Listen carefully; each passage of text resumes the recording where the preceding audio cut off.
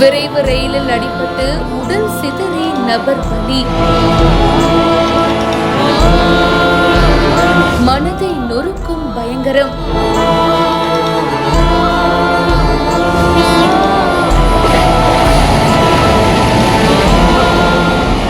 ஆவடி அடுத்த Hindu college railway ஸ்டேஷன்ல அங்க இருக்கிற நடை மேம்பாலம் பக்கத்துல 27 வயது மதிக்கத்தக்க நபர் ஒருத்தர் உடல் துண்டிக்கப்பட்டு தண்டவாளத்துல இறந்து கிடந்திருக்காரு. தகவல் கிடைச்சதும் ஆவடி ரயில்வே போலீசார் அவருடைய உடலை மீட்டு பிரேத பரிசோதனைக்காக கீழ்ப்பாக்கம் அரசு மருத்துவமனைக்கு அனுப்பி வச்சிருக்காங்க.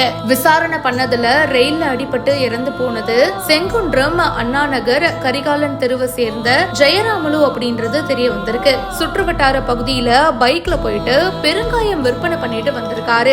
சம்பவத்தன்னைக்கு ஹாஸ்பிட்டலுக்கு போறதா வீட்டுல சொல்லிட்டு கிளம்பி இருக்காரு.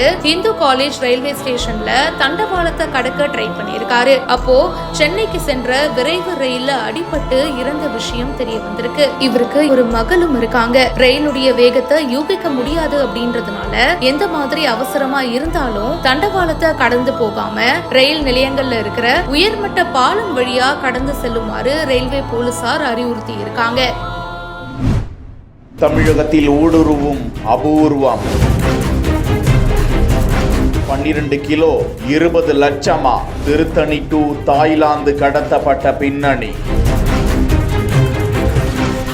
உலக மார்க்கெட்டில் கொடிகட்டி பறக்கும் பாங்கோலின் வியாபாரம்.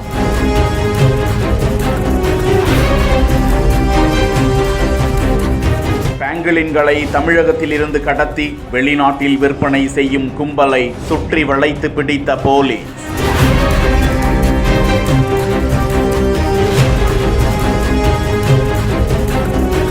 மனிதர்களுக்கு எந்த தீங்கும் செய்யாத ஒரு வகை விலங்கு பாங்கோலின் என அழைக்கப்படக்கூடிய எறும்பு திண்ணி சர்வதேச அளவில் 2000ஆவது ஆண்டில் இருந்து 2019ஆம் ஆண்டுக்குள் சுமார் 9 லட்சம் பாங்கோலின்கள் உலகம் முழுவதும் கடத்தப்பட்டு விற்பனை செய்யப்பட்டதாக அது குறித்த புள்ளி விவரம் வெளியாகி இருக்கிறது. பாங்கோலின்கள் நாள் ஒன்றுக்கு 20,000 எறும்புகளை உண்ணக்கூடியதாம். இந்தியாவில் ஆந்திரா, அசாம், பீகார், சத்தீஸ்கர், கோவா, குஜராத், ஜார்க்கண்ட், கர்நாடகா, மத்திய பிரதேஷ், மகாராஷ்டிரா, மேகாலயா, ஒடிஷா, ராஜஸ்தான், தமிழ்நாடு, உத்தரகாண்ட், உத்தரப்பிரதேசம் மற்றும் மேற்கு வங்க மாநிலங்களில் இது காணப்படுகிறதாம். பாங்கோலின்கள் இறைச்சி மற்றும் ருசியான ஒரு உணவாக கருதப்படுவதால் பல ஆசிய நாடுகளில் இது இறைச்சிக்காகவே வேட்டையாடப்பட்டு விற்பனை செய்யப்பட்டு வருவதாக தகவல்கள் கிடைக்கின்றன. மருத்துவ தேவைக்காக இதனை கடத்தி விற்பனை செய்வதாகவும் அது குறித்த தகவல்கள் வெளியிடப்பட்டுள்ளன.